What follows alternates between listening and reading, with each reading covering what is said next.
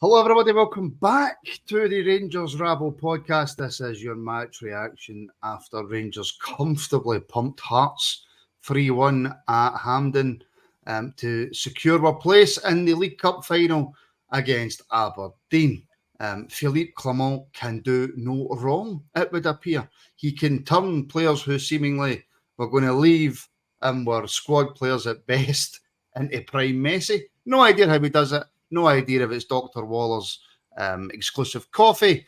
We shall discuss that and more with my two co-hosts, Robert and Kerr. Before I bring you two guys in, hello and welcome everybody watching. If it's your first time here, subscribe to the channel over on YouTube. Give the show a like on YouTube. Watch us on Twitter and Facebook as well. Follow us and like on all the platforms as well. Robert, that was, and this is like the second or third time I've said this now. 0-0 at half time. I'm sitting there at half time going, this is going to be comfortable. We're going to win this. It's not even in doubt. It's not one of them where you're sitting thinking, right, well, if we don't score a goal for the next 10 minutes, then, Hearts could nick one. None of that went through my head at all. No, listen, you could see in the first half what they were trying to do. There was some good play, interchange with the front three. I thought Simo was getting down the left-hand side as well. Barisic putting some balls into the box. You felt it was coming, as you say. And obviously the second half was just brilliant to watch. You came away thinking that's a team to be proud of. So, no, I thoroughly enjoyed it. I'm sure we'll dismantle it piece by piece. But overall, I think Clement will be happy with that. Interesting to hear his post-match, actually, because he said in the build-up that perfection is not achievable. So, interesting to see what he thinks. I mean, he's probably right. I mean, if we really wanted to, we could go through bits of that game and say, we could have done better there, we could have done better there. And Clement's pulling up Dessers in the 89th minute for no tracking a player and stuff like that, which is brilliant to see. But you're never going to get perfection, Kerr. But what you're going to get is an extremely comfortable performance with a team that looks like they know what they're doing, and Hearts never stood a chance. No, Hearts were poor, Martin, but Hearts were poor because we made them look poor. I thought we were really good. The first half, we missed some chances. We should have done better with some of the chances we created. But I was like yourself. It was never in doubt we weren't going to win. We came out the second half and we just battered them. And listen, the team, I feel a confidence. Morale's right up. Every player looks like they're happy being there. They're happy playing. And like the plus side, I know you mentioned it at the start. I was knowing, but the players know what they're doing. They've got an instruction for the manager. They've got a plan. It's not like they're in about the part thinking like who's to be here and who's to be there. And they've actually got instructions on what to do. And you've seen that everybody's happy. They're all backing each other up. If somebody loses the ball, somebody else is here. We're pressing and packs. We're hitting the byline instead of crossing for deep. But just a joy to watch at the moment. But like Big Phil says, I'll be taking it game by game. Who had 50 minutes on the penalty bingo, by the way? Did anybody have 50 minutes? But yeah, we'll listen. We'll come to that. Just on the first half in general, Robert, it was frustrating at some points because we were creating chances, mostly for Danilo, and we discussed this the other day. He sometimes takes 3 or 4 chances to put the ball in the back of the net, but the chances were getting created. Absolutely. So you obviously see the first one, Seema slips him in and he sort of takes a touch and then sort of blazes it a wee bit high. The header, I think he maybe just sort of gets his jump wrong. And then you see that the link up with Cantwell, I think that pushes a really good save for Xander Clark. So as you said early doors, the signs were there. It felt comfortable. It felt like we were riding on the wave and the goal was going to come. I've had one concern first half. It was when Big Balogun went down. I thought he's going to have to go off here. But listen, he persevered, came on, and I thought he finished the game really well. I thought, he didn't look he was under any real pressure. I know Michael Stewart was championing Vargas to get at him and really make a fist of it, but it didn't happen for Michael. So, no, as I said, first half, no concerns. And you come out second half and you think we're going to get that going. Obviously, we do. I mean, it's not something I want to discuss, Kerr, right? But we have to because it's what we do. For those of you who watched the game on Viaplay and didn't fly off to Germany to watch it on Rangers TV, which incidentally brings me to, if that's something that you would like to do, then our sponsors NordVPN can help you achieve that. And if you use the link in the description right now, you can get up to 63% off a 2-year deal with NordVPN. Other deals are available. But if you use the link in the description and you decide to take it and have a wee flight to anywhere in the world, by the way, and it's cheaper than an aeroplane, then you help support this podcast as well. Kerr, if you were watching it on Viaplay, which I assume you probably were, we had to put up with 90 minutes of not even Hearts TV. We had to put up with 90 minutes of Celtic TV with the amount of shite that Michael Stewart, that's a good name for a minute, Michael Stewart was spouting. Listen, Martin, Michael Stewart's, he doesn't hide the fact he doesn't like us.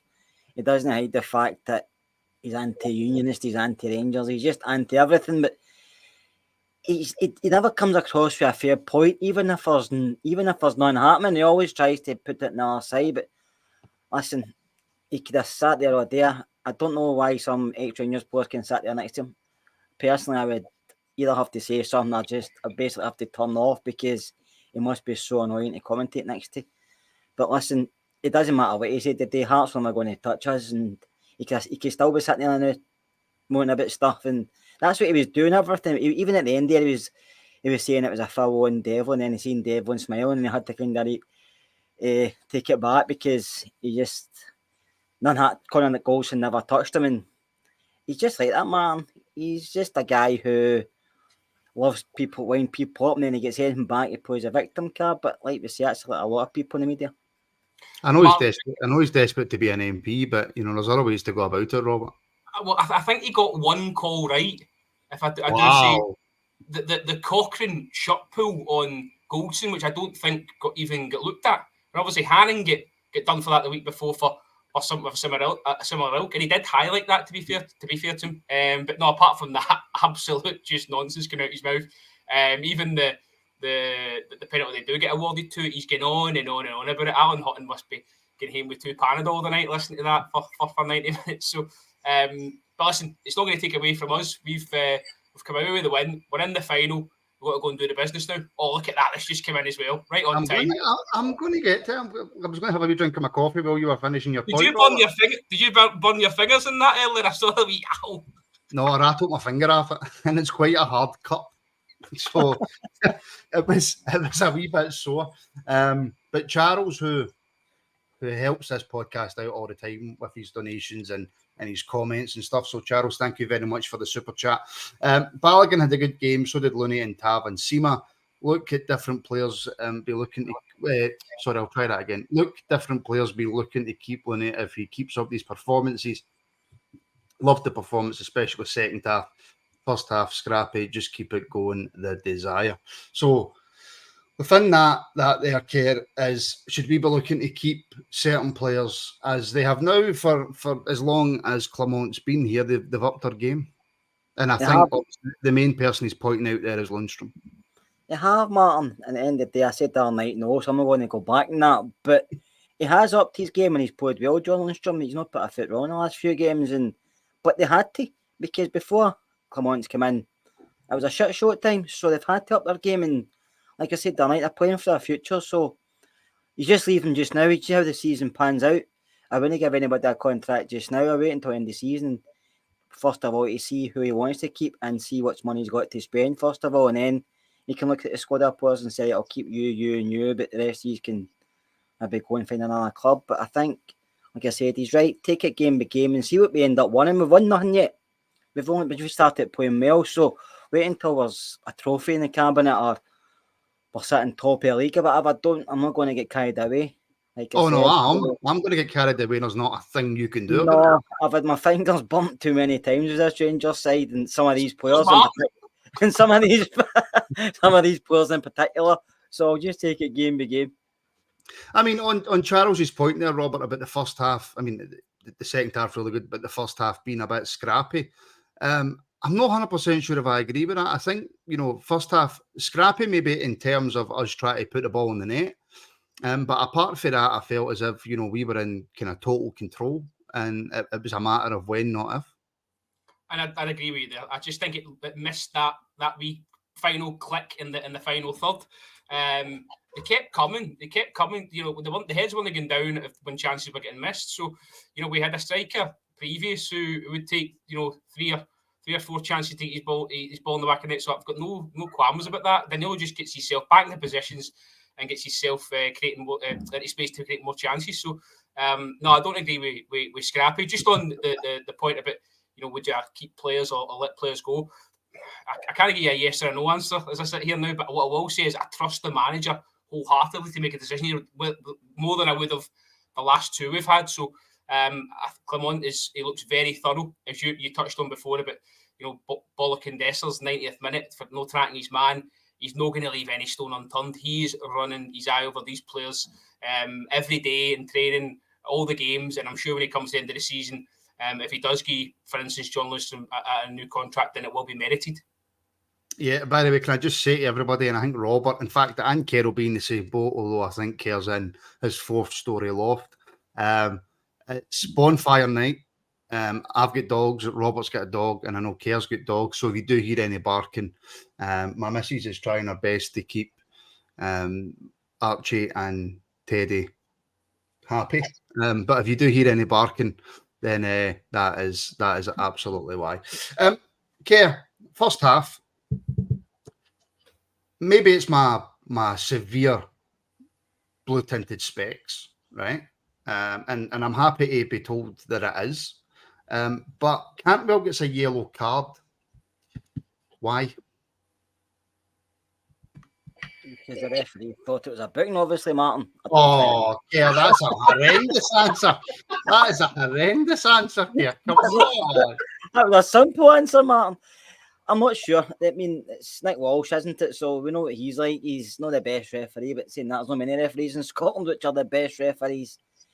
But I think Todd was struggling, Martin. I think he still doesn't look fit to me. I don't know if he's been rushed back. I don't know if he was maybe told you're getting the first 45 and you're coming off. I don't know. He was in and out of the game. He done a couple of link-up plays with, like Robert said earlier, he linked up with Danilo. He was trying to link up a couple of others, Tav, and he was doing okay, but he was giving the ball away at times. He wasn't tracking back like he usually does, so I don't know if he's been rushed back. But with the booking, I don't know if he's been subbed for the booking or he's just been subbed because he wasn't performing or that maybe the injuries playing up again. I don't really know. He was sitting on the bench. He didn't look too unhappy. Didn't look happy either, but at the end of the day, if a manager can make big calls and it works out to bring on something like Scott Wright, then I'm happy with that because nobody's big on the team. But as for the booking, you know yourself, you can see it, but it's not a booking. You can see it was a booking, but it's Nick Walsh in charge, so it can go either way. I mean, Robert, Jamie, Carl and King. What happened to Cantwell? Was it an injury or a system change? And then RRM has said that the Clement has come out and said that the Cantwell substitution was tactical. That's a wee bit of a strange one for me. It worked. Second half we came out and we blew them away. Absolutely. It's just weird to hear that about a player who's probably been by far your best player, that it was tactical. And also give me your opinion on the yellow card. Well, we'll start with the yellow card. I think that's purely been given for the raised arm. The arm comes up. It's maybe on his shoulder or he's sort of back of his neck. I think that's what it is. The Hearts player, as soon as he feels that, he's going to go over. So that's my answer for the yellow card. To touch on your second point, you see he was your best player. What, your best player in the squad or your best player on the day? No, you're just your best player of recent times. Right, okay, but I think maybe without sort of speaking to the manager, he's obviously been asked to do a job. Now, whether he's carrying that out as Philippe Clement wants, then we don't know the answer to that until we hear from the manager. But certainly, I think that might have been the issue. As Kerr says there, he wasn't really tracking back, did lose the ball a couple of times. I thought he played okay, but maybe okay is not good enough for somebody at Cantwell's quality. Maybe it might have been a different story if he gets that shot past Xander Clark. But I don't think he can. He shouldn't be embarrassed if his performance has done okay. Scotty comes on and just looks incredible, really. And obviously, we'll talk about that. But listen, it's a substitution that came off. Whether or not Todd Cantwell likes it or not, he's got to just abide by the manager and go again when he's called upon. I think maybe it's just a wee bit strange for us, Kerr, because we've had managers in recent times who there's been certain players who are perceived to have been the best players in the team, and regardless of how they're playing, regardless of how the game's going, they don't get taken off. We seem to have been this club that in recent years, if you're seen as part of the first team, you're part of the first team regardless. Yeah, Martin, some players were comfortable and some managers, as we all know, had their favourites, and it didn't matter how bad they played, they were still in the team the next week or they didn't come off the park, even if they were poor. But I think this manager's different. I think he has to be different because you probably watched this team over the past couple of seasons and did say probably there is something there. We all know there's something there. When we play well, we are a good side. But it's been a lot of games we've been awful with the same bunch of players. That's why I mentioned don't jump into contracts. But so he's probably thinking, I'm going to give this team a good 6 months and see what I can get out of them. See what their strongest positions are. See if they can listen to instruction. And that goes for Campbell, Tav, Golson, any of them. If you're not pulling your weight, you come out the side and somebody else takes your chance, like Scott Wright's done, and he's took it with both hands. So it doesn't matter to me who's playing as long as they're giving 100% and we win. Names don't mean anything at the end of the day because it's a Rangers football club. It's the most important thing. And if that's where the manager wants to go, I'm happy with that. I mean, not one single Rangers supporter out there can criticise the decision that the manager made. And Robert David Barbie, a great comment. We've always criticised previous managers for being reactive rather than proactive. So fair play to Clement. The substitution definitely changed the game. And like I says to Kerr, I just think it's been so long, and pretty much like David's saying there, it's been so long since we've had a manager who, let's be brutally honest, knows what he's doing. Listen, when we've been crying out for a man to come in and be ruthless, the players need to respect the manager, and there can't be this sort of pals act that maybe was the case under the previous manager. And as you say, there's a bit of direction coming for the manager as well, which is great. I'm just impressed overall with Philippe. Come on, at the moment he can do no wrong in my eyes. So long may that continue. Every time he speaks, you just listen. There's an aura about the guy. You can see that. Not just in the press conferences, but you can see it on the touchline as well. When he's pulling players over and he's in chat to them, they're focusing in, they're listening. And I said that in the build-up show that there's no bluffing here. This man's direct. The messages are clear. So, as I say, long may it continue. And I think it is just a ruthlessness. You can't be, sentimental in these decisions, but I think we have been in the past. Somebody in the comments said about Ryan Kent playing match after match and doing hee-haw. I think that's been a case for a few of them. And while we can say there was no guys to come in and replace them, at the same time, sometimes players need taking out, and Clement's certainly going to do that. I mean, we're going to talk about the captain. After we finish talking about the goals, we'll have a wee bit of an in-depth discussion about the captain, because that's what people, apart from Scott Wright, that's what people want to hear us talk about. But Kerr, so we come out for the second half, and I'm sitting at half-time, and I've made my half-time coffee, as I usually do. And I'm normally at half-time, I'm sitting going, right, it's 0-0. I'm a little bit worried here. We haven't scored. We've created a couple of chances. That might come back to haunt us. But like I says to Robert, I'm sitting there at half-time with my coffee. Second half's about to kick off, and I'm sitting back and I'm going, right, we're going to score shortly. I can feel it coming. And then we get a penalty. Any argument? I mean, there will be arguments against it, but any argument for you that it's not a penalty? And you're on mute, which is horrendous, which is absolutely horrendous. Again, Martin, sometimes I don't even put myself mute and you do, but there will be arguments. But listen, Xander's come out and he knows he's late and he catches him. I mean, he didn't take him clean out, but he did catch him. He went down. It's a penalty in the day. Goalkeepers are stupid at times. They come out for no reason. He was heading away for goal. Just follow them. Don't have to dive at their feet if you're not going to get it. But he's done that. Listen, Hearts didn't even really complain about it. I mean, he just got up and walked back to his goal, and Hearts players didn't even moan. So it was a penalty. There was nobody else can say it was otherwise. I mean, I thought he was quite poor at Ibrox, Xander, and I thought again he was poor today.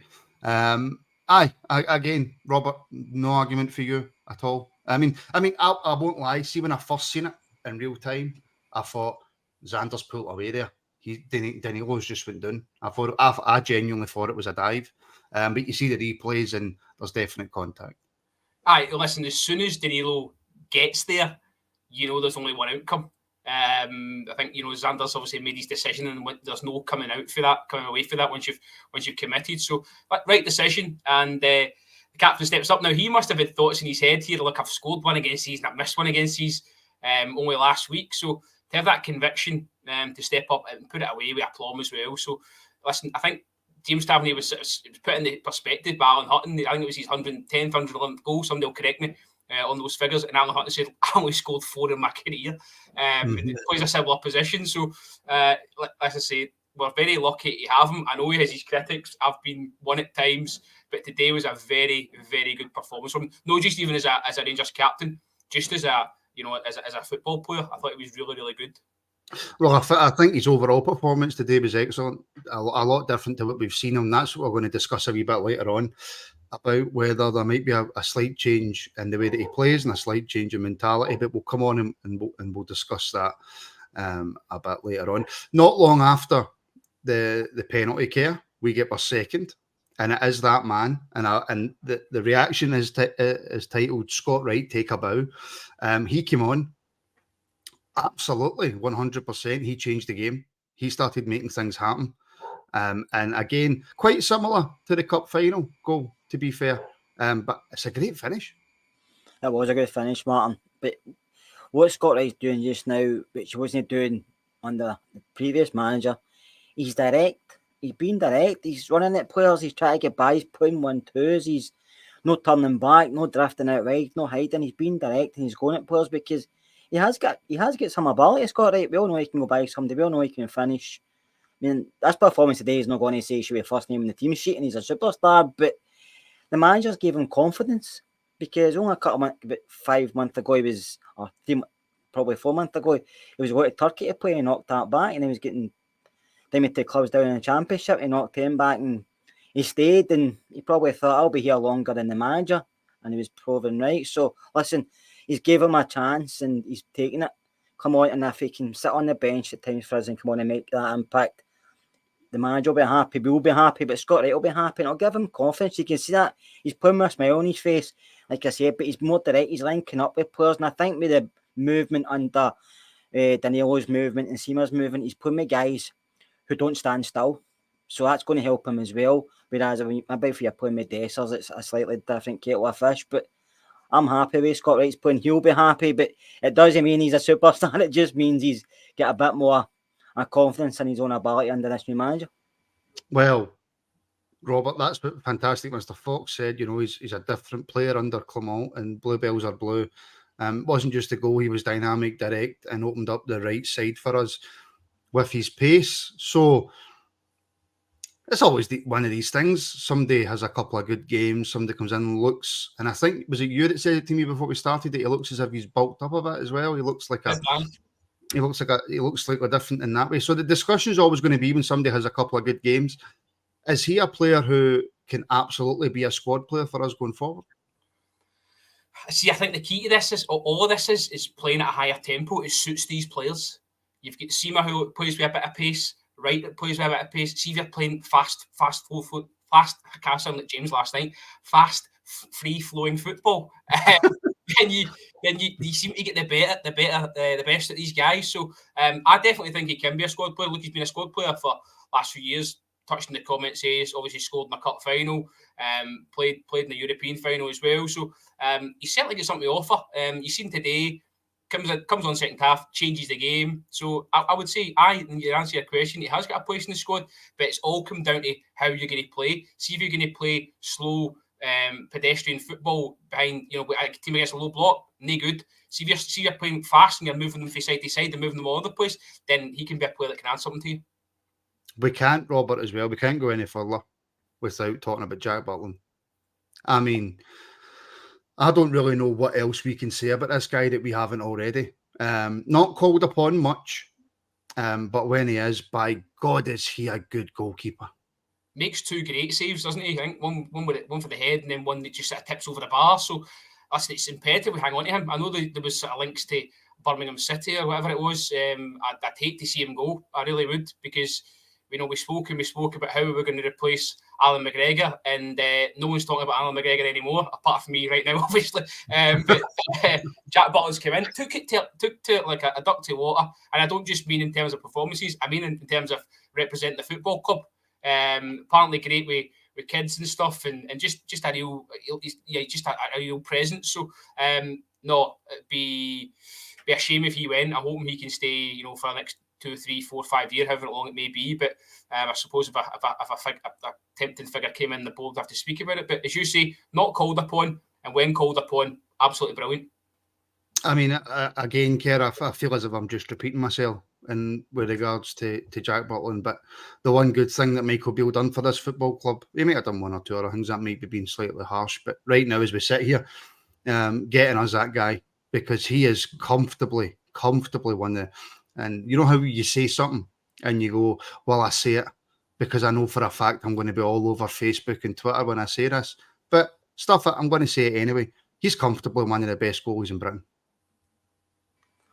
On his performances, Martin, he was, even when he first started, he was one of the youngest players to play with Birmingham City as a keeper. And he came through their ranks and he moved, and he was always highly rated.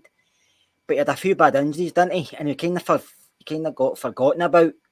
He went to Stoke and he didn't perform that great, and then he got an injury and he forgotten about, and he's went to other clubs just as a squad keeper. So I think in England it was like, I remember Jack Butland, he used to be a really good keeper, but people forgot about him. But he's come back up here.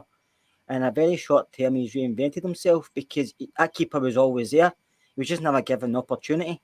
So I just hope I like Robert, we hold on to him, but everybody has a price. If somebody comes in and finds going to say, we'll offer you 6-8 million for him, the club will probably look at that seriously, because that's a lot of money.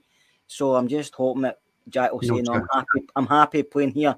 I'm playing in Europe. I'm challenging for trophies. And listen, it wouldn't surprise me if he could be a future captain, because he's that influential, Jack Butland, on and off the park. And listen, he's a fantastic keeper. And he's one of these guys who he can be standing doing nothing for 85 minutes, just like Al McGregor was at times, and then he'll pull off that save. That's what you know he's a good goalkeeper. You can get keepers who make hundreds of saves throughout a match, maybe let 3 or 4 in, and people say man of the match. But if you can pull off that one save that you need to do, that's just as important for me. So listen, I'm hoping Jack Butland stays at Rangers for a good couple of seasons, because he's a great signing. And you're right with Michael Beale. That's Michael Beale's best signing for us, getting Jack Butland through the door. If anybody came in with 6 to 8 million, I would hope that Rangers would just send him an email back going, ha ha ha ha ha ha ha, no chance.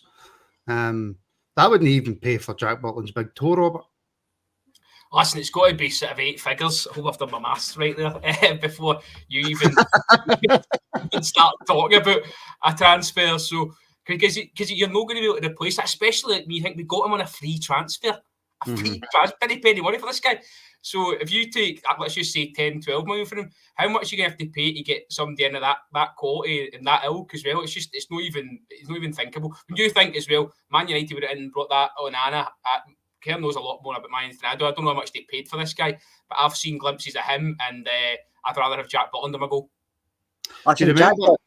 Jack could have stayed at United and get probably a lot more money he's getting at Rangers, but he wanted to play, he wanted to prove people wrong, and that's what he's doing. He's come up to Rangers and he said, I'm still a really good goalkeeper, I'll show you.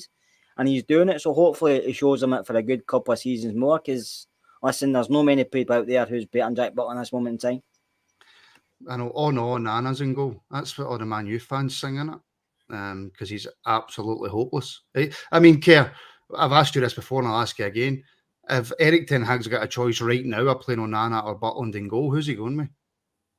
You're probably going with Nana because you signed him, but obviously Jack Butland. Jack Butland. That's what Ten Hag does, isn't it? That's what Ten Hag does it. Listen, Butland's been playing a lot better. We know how well he's been playing. I mean, he pulled off 2 saves a day, but it's just, he's very comfortable with the ball at his feet. He doesn't get credit for that, but even when the ball is coming back to him, he can easily pass it to the left or pass it to the right. He never panics. And he's always talking to the defenders in front of him, and they all know he'll come out for cross balls as well, which is an important thing in this, and up in Scotland, the way we play. So, listen, like I said earlier, it's Michael Beale's best signing for us, and I can see him being a future captain for us. I think he's actually happy here. He looks happy and he's enjoying his football. See the true test, Martin, of a Rangers player, if you know that they're a good signing and that well thought of, it's when the fans of the other team are telling you that he's good. He's actually really good. That's when you know, don't you? So I've got a couple of pals, I'll call them, that are of that persuasion, and they all say the same about Button. You've won a watch with him, so that's when you know, I think. And to be fair, just to be fair, I've always said that about Kyogo. I've always said he's a cracking player. So there you go. I know, and that's why Man U are a mid-table English team, and they're going to be losing a manager shortly because he's hopeless.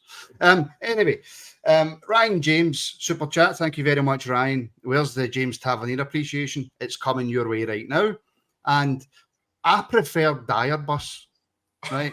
I prefer Dyer Bus, but it's, as I've been reliably informed quite a few times, it's D.I. Rebus. Who's always on the channel, always commenting and always helping to support. So thank you very much, D.I. Rebus. Who you work for, Martin Diabus? So I used to work for Captain Tavtastic, Viaplay Man of the Match, has ice in his veins. And Robert, ice in the veins, he may well have. Now, I'm taking nothing away for that free kick, right? Because as was actually said in commentary, he places, I think it's Goldson and Balogun maybe, right in front of the goalkeeper before he hits it. And it's a fantastic, fantastic strike. Should Xander Clark do better with that? Or is Tav just hit it with that much power and accuracy? Listen, the fact that you're even saying should Xander Clark save that's credit to Tavernier, because you've just become that accustomed to him scoring these free kicks. Like he's so good with a dead ball. And I think that's part of the problem with James Tavernier in terms of the criticism he's used, that we just become so accepted of the standards that he gives you and the numbers he gives you, and we're constantly sort of on his back when he's no. That's a wonderful free kick. So I'm not going to sit here and talk down Xander Clark. I don't think he saves that, 9 times out of 10. So it's a great free kick. Delighted for the captain today, because he just looked really happy. I mean, I watched his press conference on Friday and thought, he doesn't sound great at all. But what a performance he put in, he really showed me today. So, no, to answer your question, I don't think he does save it. I think Tavernier just puts it where he wants it, knew what he was doing, had one thing in his mind, and it was to put Rangers into the final. Yeah, 2 seconds, Kerr, before I come to you on it. We've got a brand new member, Silverwing, who's a member on the Rangers Rabble YouTube channel. Thank you very much for the support. Charles is back in again with another super chat. Thank you again, Charles. Man of the match was Lundstrom. When I said scrappy, take that back. Just frustrated we couldn't get the lead. I'll come back to Lundstrom in a wee second, Charles. I'm just going to finish off this Tav chat with Kerr. Yes, Kerr, has James Tavernier been given a different role under Clement? We were talking before we came on, and it was a case of it appears now that not everything's going through him. So he's maybe getting a wee bit of a break within the game. So yeah, just your general thought on that. And I've been very critical of James Tavernier, and I have turned around and I've said, and I'll admit it, that I think his time's up at Rangers in terms of being able to carry on doing what he's doing. But every time I say it, and every time everybody else says it, he kind of gives you a wee punch, a wee jab to the face, doesn't he? I think Tavs, let me say it in the chat, Marmite. He is Marmite. You love or hate him, don't you? But I think he's sometimes he's a scapegoat, and he's an easy target, but other times he deserves a criticism. Do you know what I mean? Because he has been poor, and he'll probably put his hands up and say that as well. I just think we were playing just now, not everyone's going through him or Borna. Before the last 2 managers, everyone was going down the fullbacks, but we were playing different. We're playing the ball more, we're passing it, like Robert said, we're passing it quicker, we're using Seamers coming into the game more, Danilo. You've got Lammers, Campbell doing more. The midfielders are getting further up the park, so not everyone's coming down the left or right constantly. So we're not hitting the balls in for deep a lot, like Borna and Tav used to hit in for deep. We're hitting the byline a lot more. We're getting closer to the box and whipping balls in. So no everyone's going through Tav anymore, but he's still making an impact. He's still getting involved. He comes up with big moments, even now against Hearts. Listen, he wasn't great against Hearts, but not many people were that game.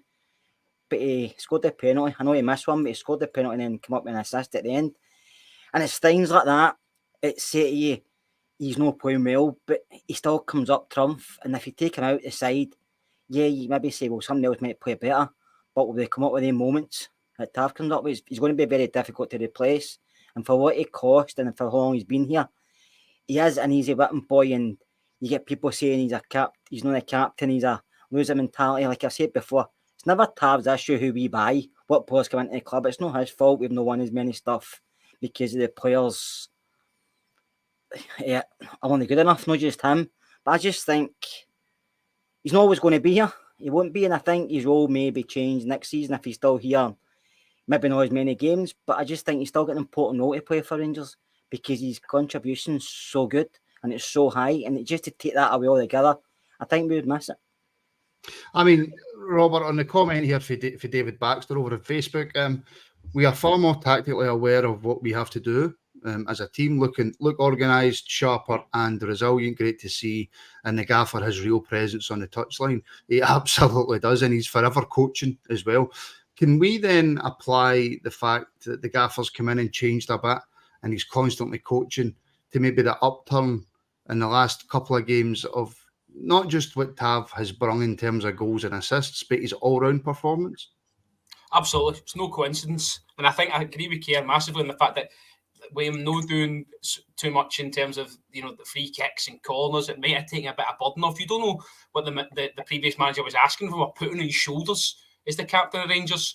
But he just seems to be, you know, a bit more free, if that makes sense. And I think, as you say, again, the managers, you listen to him, he's on about coaching players and making players better, and that's his job. And I love that. And even at Tavernier's age, 31, 32, who's to say can he make him better? Who's to say can he get more out of him? And I think it's what Kerr says there, when Tav does go, and that will happen eventually, he'll go, and we will miss him because his contribution in big moments has been, you know, nothing short of miraculous. He just comes up time and time again. You think about, you know, the Golden Boot in the Europa League, and then, you know, goals against Celtic, you know, goals in semi-finals. So I just think it's something that you will miss, but only when he's not there. So for the time being, maybe we just need to go off his back a wee bit about the whole captaincy thing and just appreciate him for what he's doing and trust Philippe Clement to maybe just utilise him a bit better than the last manager has. I mean, Kerr, bluebells are blue. The Tav conundrum, the first half was awful. His crossing was abysmal. Second half, he's producing worldies. I would agree with that to an extent in terms of the crossing in the first half, but that was Tav and Borna and anybody else really who flung a ball into the box. I don't think the crossing was great, but not awful.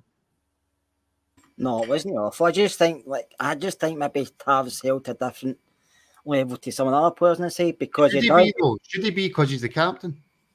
Some people do that because he's a captain, but some people might do it because of what he's done in the past. Like Robert said, he comes up with big moments. He's good at putting the ball into the box. He gets into the box, he scores, and he's always involved. So maybe we shouldn't put as much pressure on him, and maybe we get more out of him. Listen, it's a lot when you're a Rangers captain and Rangers player and you're not playing well, somebody has to take responsibility. And as being the captain, he gets a lot of that abuse. And you can understand why. But like I said, he's not always been the worst player we've had, and he can be the whipping boy at times for the fans. But listen, if Clement can get more out of him than we've seen already, I'm happy with that. But I think not having the two fullbacks pressing high as much and using other players up front more and the way we're playing slightly different, I think he will contribute more because I think he still get that ability in him. Martin, and I also thought today Martin had done well defensively. A couple of times he made clearances and Hearts went through because Hearts didn't have a shot and goal today. They had 5 attempts and no shot in target. Do you know what I mean? So that's how well we defended. And we can sit here and say Hearts are poor they were, but as a semi-final, if you can't get your team up for a semi-final, then you've got issues. Does a penalty not count as a shot in target? Well, I'm just reading the stats, so it says there was no shot in target. Can I just come back on something that Kerr said there, just in regards, you know, no playing the fullbacks so high up. I don't think we're as predictable as what we were maybe at the start of the season. There's more to our game, and teams are going to find it a little bit harder playing against us in the sense that what are they going to do? Where are they going to go? Are they going to go wide? Are they going to come central? We've got players linking up, 1 touch, 2 touch, some better movement up front as well, quicker movement. So I think that's only going to get better through the coaching that we've spoke of just there. So it's quite exciting, actually. You know, I've been desperate, absolutely desperate to see my team playing fast, quick football, and we're finally seeing some signs of that. So it's brilliant, absolutely brilliant. Robert, we all know you're desperate. You don't need to tell us that. But just right, we spoke about Tav, Robert. What was your thoughts on Borna? Listen, he wasn't even written up trees. Let's not give him you know, a 10 out of 10, but he was okay. He didn't do anything wrong. I just said at the start, Sibic wasn't going to give him any problems, and I thought Sima gave Sibic more to handle going back the way than Borna did. So he was allowed to really do play his own game, Barisic. His delivery was decent. It wasn't brilliant. Yeah, he was all right. He was, and he's going to have to play domestically as well if we're going to go further in Europe, because of obviously the parting gift that Beale left as well, and Redvan from the squad.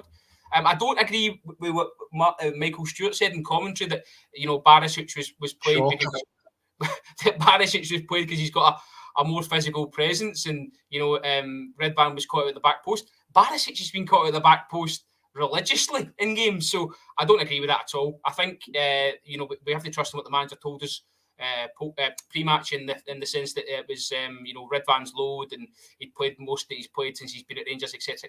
So trust the manager's decision. I don't think Barisic was amazing, but I don't think he was rubbish either. So he just had a steady Eddie. You get caught at the back post in this game of day, Barisic. So yeah, like I say, I don't want to be. And before I come, Di Rebus has rejoined as a member. Thank you very much, Direbus, for the continued support. It means a lot. I don't want to come down too hard on Borna Kerr. I don't want to come down hard on any Rangers player. And he came back in.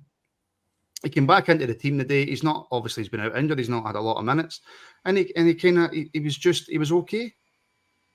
I thought he done okay, Martin. I thought he tried to get forward. He defended okay, and he linked up well, and a lot of his passes were going forward. But I think that helps receiver in front of him. Listen, I like Redvan. I would have kept him in. Personally, I don't think any of the two of them. I think we need better left back, but that's just my opinion. I think Bono will probably be away in the summer, so that's how I maybe give Redvan a run of games. But if the manager wants him there because it's a big European game on Thursday night, you can understand why he played today. So, but he never done anything wrong for me. He put in a couple of good balls into the box. He defended okay, kept the ball moving, and he was strong at times when he had to be. But Hart didn't offer much to put him under pressure a lot of the time. But he was okay. He didn't do anything like we can complain about. No, and Hart's got a penalty here and by the way, I'm just refilling my smoky pen liquid here. Hart's got a penalty, and he didn't get a penalty. The boy gets sent off for a dive. It went to VAR. The VAR showed that there was a slight clip, and Hart's got a penalty. The red card got overturned. Any argument in any of that for you? Still think it's one of the ones he made a meal at, didn't he? There was a slight touch with Davis. Davis probably shouldn't have put his foot in like that. It was just, I think he jumped in too quickly, but I don't know. You see them giving, you don't see them giving. See, nowadays with penalties, because of VAR and the ref, as soon as he goes to the screen, he's going to overturn it, and they don't know the rules. So if they don't know the rules, we don't know them either. But you can say, was it a penalty? I don't know. I think it was a 50-50. If it was up their end, they're shouting for a penalty. But in the Rangers box, I'm shouting it's not a penalty. You can see why he gave it. You can also see why it shouldn't have been given. So, but I do think Kingsley made a meal of it, and I do think he knew that, and that's why he was asking for VAR. But as soon as the ref, because the person operating VAR doesn't want to make that decision, he says to the ref, "You go and look at it." Nick Walsh was always going to overturn it. I don't understand the yellow card thing. I thought yellow cards couldn't be overturned. I thought it was only red cards, but obviously, because he's just gave a yellow for the penalty and the penalty's been overturned, then maybe that's how a yellow card has to be overturned as well. I don't know. I think it's because it's in the moment. If it was a second yellow that led to a red, and I think the game finished and then they went to look at it, I don't think they can overturn it then, but because it's in the moment. Robert, I'm going to be brutally honest with you. For me, you can say it's soft all you want, and it probably is, but he's clipped his foot, apparently. Listen, I don't want to talk too much about the foul. It's the process that bothers me. It's just so tedious and like agonising. I just think, even my wife's sitting there and she doesn't understand the first thing. Every time she's saying that's a penalty, the Rangers players touched him. Why did even look at this?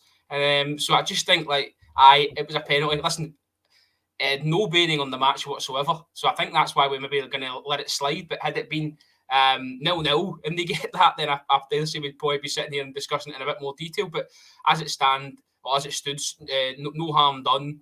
Shankland steps up, puts it away. You can always thought he was going to score, didn't you? So, it's one of them. You're looking at it. I think Davis maybe just catches the back of Kingsley's left leg, the softest of touches, but you're going to get them given the waiver. Yeah. And look, I know I might be sitting here with a different opinion, like you say. If it was 0-0 and we lose the game 1-0, but Robert, Davies just on the pitch, just caught a bit cold. I don't know about caught a bit cold. He's gone in thinking the ball's going to come to him, and it doesn't simple as that. And he's got the player. Kingsley just gets himself in front of him, and then he's looking for it as such, so he goes over. I think you kind of knew, like Kerr says, the protestation from Kingsley. He was adamant that when they look at this... What a word, by the way. What a word. That is tremendous. That's far too intelligent for the Rangers rabble, by the way. That's ridiculous. Protestation. Oh. He had the courage to know that as soon as the referee goes to the screen, that's going to be a penalty Hearts. So, no complaints, really. No complaints. Well, but did one of your kids get homework for school with that word in it? You had to write a sentence. It's ridiculous, man. It's absolutely ridiculous. And by the way, D.I. Rebus has just gifted 5 podcast memberships, Rangers Rabble podcast memberships here on YouTube. So thank you very, very much for that. Now, I want to go back to, if I can find it. There we go. I want to go back to Charles's point, Kerr, about John Lundstrom. Was man of the match for him. What about yourself? Again, I thought there is just the odd occasions where, you know, John's maybe just trying a pass without looking and gives the ball away. But overall, again, solid in the middle of the park. Played really well, John Lundstrom. I thought him and Ryan Jack played well. One went forward, one sat, and vice versa. And he's passing the ball more forward. He's taking more of his passing, which is what I like. It's when he goes side to side of backwards and slows it down, which I don't like about John Lundstrom. Like I said, he's playing well. But as for a contract, we can make that decision in the summer. But up until now, if he's playing well, he stays in the team. Listen, you know Lundstrom's had a good game when Kerr can actually praise him, because that's telling you something, all right. Kerr, he's not Kerr's favourite player. And for Kerr to come out and say he's played well, John Lundstrom has played well, 100%. I think Ryan Jack makes him look better. I agree with Thomas. I mean, you look better. No, you just make the screen brighter. Right, let's hear what the captain had to say, shall we? He spoke to Rangers TV after the game. To have into the Viaplay Cup final, must be delighted by that. Yeah, obviously we wanted to book ourselves into the final, and you know, I thought we played really well today. First half, we obviously tried to ask the questions, but they were really resilient. You know, they tried to load the ball in the box at any given time, but I thought we dealt with it really well. And then second half, obviously get an early penalty and get the goal. Then, you know, I thought we went strength for strength and creating the chances. And yeah, it was a good performance from the boys. Yeah, what was the message from the manager at half time? Because you seemed to come out with a sort of renewed intensity and ultimately took the game away from Hearts so quickly. Yeah, he always encourages the team to start fast again, keep the tempo really high, and I thought we did that really well. And the boys are all tuning into what the gaffer wants, and it's really showing on the pitch. So we're only going to go strength for strength with the games coming up. But yeah, delighted that we're in the final, but obviously an important game Thursday now. Yeah, it's 14 goals in the manager's first 5 games. What seems to have clicked in front of goal? I think obviously everyone's getting a lot of confidence playing with each other. You know, all the lads are chipping in with goals, and it's really good to see. And obviously getting players back from injury is obviously great to see. Tom back on the pitch today, and that's what we need. We need the full squad back, and you know the way the manager wants the boys that are coming back in a state of really good fitness, which will help them in the long term. So it's good. We just got to keep pushing hard, keep doing what he's telling us to do, and just push each other every single day on the training pitch. Yeah, and on a personal level, that's 6 goals in the last 6 games for yourself. How much are you enjoying this current run of form? Yeah, obviously it's enjoyable when you can get on the score sheet, but it's been more enjoyable, you know, keeping the clean sheets. Obviously, yeah, we conceded, but obviously from a penalty today. But it's been enjoyable, you know, being strong at the back and being strong as a team in general, being hard to beat. So that's probably the more pleasing thing for me. And yeah, we just got to, you know, keep pushing ourselves, keep demanding, and you know, we're only going to get better with time. You know, it's a cup final now to look forward to next month, but how much is it about keeping the momentum up in the league and in Europe as well until then? Yeah, we've got a really important game against Prague at home, so we've obviously got to use our fans and our home ground to make it a fortress. And you know, it's an important 3 points that we need to help us in the group, to put us in the right direction. So that's obviously our full focus now, to get the recovery in and prepare for Thursday. Right, straight away, Ian Thompson's right down my throat, man. That's 6 goals in the last 6 games, but Martin still thinks you're pish. I can guarantee you James Tavernier does not watch the Rangers rabble, right? Although I can't guarantee it because he might, but I highly doubt it after some choice words we've had to say about him. But it's a fair comment here, 6 goals in 6 games. And I like the fact that when he's asked about, that's you scored all these goals, his first thought is to go back to clean sheets, defensive, hard to beat. That's clearly what the manager's installing in these players. It is, and the way he's talking, he's just taking it game by game as well, isn't he? He's not looking too far ahead, because as Tav knows and as we know, looking far ahead, we can end up falling flat on our face. So, listen, he's doing really well just now, but we also know before the manager came in, he was doing really poor. So, you're only as good as your last game, as they say. So, let's hope we continue to Thursday. Jesus, what? It wasn't his fault. Just the fire. I just shat myself with a firework. See, we've got Sorry, it was right outside my door. He also mentioned Tom Lawrence here, Robert. Tom obviously came on and got, was it 10 minutes he got in the end? Nice wee glimpses from him. I was just a wee bit perplexed by that substitution in terms of he's literally just back for injury, and my big fear was he'll come on for 10 minutes and that's him straight back off. But Clement knows exactly what he's doing. He knows a lot better than me, and he came on and he tried his best to get involved. I think he was unlucky. It's a shot for distance. I don't know if it gets saved or gets blocked. Can't remember, but it's that's what I said that in the build up, that he's one of the only players we have that shoots from distance, takes a shot on. So, oh dear. So listen, Tom Lawrence, when fit, will be a great weapon to use for the rest of the season. Can I just come back to Lundstrom and Jack, please?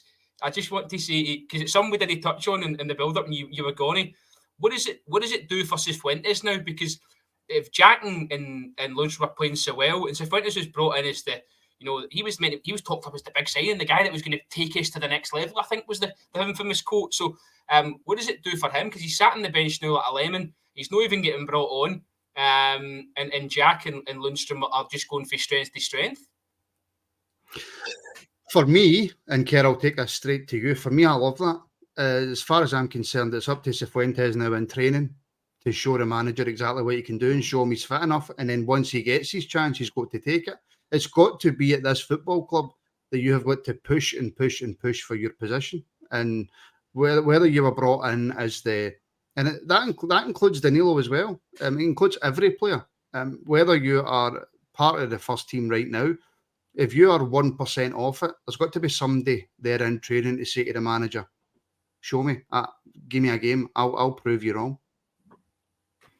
I think Cifuentes, I'll give him time to get his fitness up, I'll give him time to start to acclimatise to his teammates more, instead of just coming straight into the team and just settle in life in Glasgow, basically. And listen, I think he'll still get games. Jack's not going to play constantly because, he can break down, so I think he'll be used maybe in Thursday and then maybe miss a Livy game, so he might come into that. But it just means, like Martin says, Martin made a good point for a change, Robert. When he does get a chance, just like everybody else has been talking about, he's got to take it. Like we said about Scott Wright today, he's got to take the chance. And football nowadays isn't about 11 guys, it's about a big squad. And when somebody's out or somebody's, you've all got a job to do. So if it's not Jack and Lundstrom, it might be Cifuentes and Lundstrom or whatever. So, or Lawrence might come in. So they've all got a job to do. And when they get their chances, they're going to have to prove to manager, listen, I've played well. I deserve to be here next season. And that's what they've all got to do. It doesn't matter who it is. And it also doesn't matter what we talk about. And I kind of know a wee bit the way that James Tavernier feels, because I'm getting berated in the comments here by one of the channel members, Robert, and I'll take this straight to you. Has the channel just given up talking about why Lammers is still getting a game? Well, listen, I don't think he'd done too much wrong today. I mean, he wasn't outstanding, but he was involved. If Cantwell's not going to be fit and available, then what can you do really? Who comes in and plays in there? That's the question. Sometimes with Lammers, the head scratching for me is that he seems to beat a man and beat himself. It's crazy to watch at times. He'll maybe run it too far and it gets caught under his feet. And do you think he could maybe offering a wee bit more? But it's going to have to click for him soon, because if he's going to be playing Rangers number 10, he needs to be creating chances, he needs to be offering assists, and he needs to be getting in amongst the goals as well. I know he got a goal midweek, but up until his goal, I don't think he was pulling up any trees. So it's going to be difficult for Lammers. I think Lammers more so than Dessers. Dessers, it can be all right coming off the bench, but I think if Lammers comes out the team, he'll not see much action. So it's just about, can Cantwell oust him for the number 10? Can Lawrence come in even and make a surge for the number 10 shirt as well? So I think he's a bit lucky in early doors, Lammers, that Michael Beale sort of was forced to play him because he was one of his signings. But now the new manager come in, I think, as we touched on before, he's going to be ruthless. If you're not doing it, you're out. I mean, I think we'll touch more on Lammers tomorrow night in the phone-in, because we are very, very, very quickly getting towards that hour mark, and we've still to hear from the manager. So we'll hear from the manager quickly, and then we'll finish things up with a wee chat, I think, about Danilo and his performance today. So this is what the manager had to say after today's win. Philippe, well done. Rangers are Viaplay Cup finalists. How do you reflect on that performance today? That it's well deserved. It's clear for everybody that watched the game. We took the game in hand from the start. Created enough chances the first half already to score a goal. The goalkeeper on the other side did a good job. And you know also the first half that the opponent are still more fresh. But the second half, we forced it, and you saw more and more space because the team did good stuff also in the first half. What was your message to the players at the break? Was it a case of keep doing what you're doing? Yes, for sure. To repeating what we've been doing now for weeks. Staying in with the same focus, because it's not only with the ball, also without the ball. When we lose it, to have a good structure all the time, to not get transitions, because Hearts is a really good team in that way. And they were waiting for that on that and set pieces. So you need to keep a high focus in the team. What everybody did. And then at the end, you can make a few changes also to give players some minutes, like Tom Lawrence, who comes out of injury. So those are also important things for the next couple of weeks. A word on James Tavernier. He really did lead by example again, and it was a big moment, that penalty. Yes, I think Tav is growing game by game. He's feeling good in the way we want to play. And he's a leader by example in the dressing room. So I'm happy that in this dressing room I have a few leaders. It's a very important thing for me as a coach also. And they understand the story. That's why the story is evolving also fast, because of these players who think the way I think and help the young lads also in that way. You touched on being able to make the changes there as well. Was it a positive for you, the impact those players had? And do you feel the squad's continuing to get stronger? Yes, for sure. Of course, there are details that we can make better, and that's normal also at this moment. But I want to create really a family in this dressing room where everybody fights for everybody and everybody wins together and everybody loses together. I hope it doesn't happen that much, but that we are ready for that. And we go now to the final. Some players played, but in the rounds before, other players were important. Maybe in the final, another player will be important. So it's not about 11 who start or the players who are coming on the pitch. It's about all the dressing room. And if everybody keeps on pushing all season, we're going to have a great season. It is a few weeks, of course, until the final, but I'm sure it'll give the squad a boost having that to look forward to in December. Yeah, but I want now that they enjoy this evening, that they're satisfied, happy, that they spend some time with the family. And from tomorrow on, it's all focus on the game against Prague, because it's a difficult game, it's a hard game. And I hope also that the fans can continue what they've been doing now the last couple of weeks to support the team in that way, because it gives such a massive energy to the team. So I hope that Ibrox will bowl in a positive way on Thursday. He does not give one jot about that final in December right now, by the way. He does not give one jot about it. He is 100% fully focused on Prague on Thursday. And one of the takeaways I took for that, if that even makes sense, and Michael's picked up on it, Robert, he has a few leaders in the dressing room. And we always assumed that not all of us, I don't think that's fair, but there was a kind of contingent of players who ran things. But the way that the manager's talking there, he's got people like Tav and whoever else who are helping get his ideas across. And it seems as if maybe for the first time in a long time, and maybe I'm just taking this out of context after one comment from the manager, but the dressing room seems to be harmonious. Unified, in fact. Yeah. I want to create a family that wins together and loses together.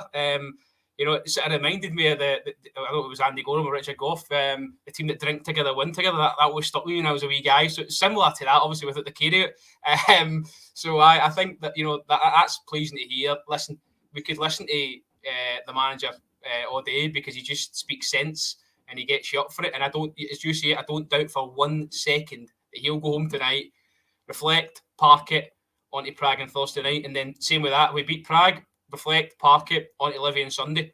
He won't be content. I don't think he's content with just standing still. He wants progress. He wants players to improve. He said just this week that this is not about his career. He's not bothered about his own career here. He wants to improve people. He likes to give that feeling of happiness back to the supporters, back to the players, back to the staff. So let's hope it continues. Let's hope come the end of the season we're in a good place and we're celebrating a couple of trophies.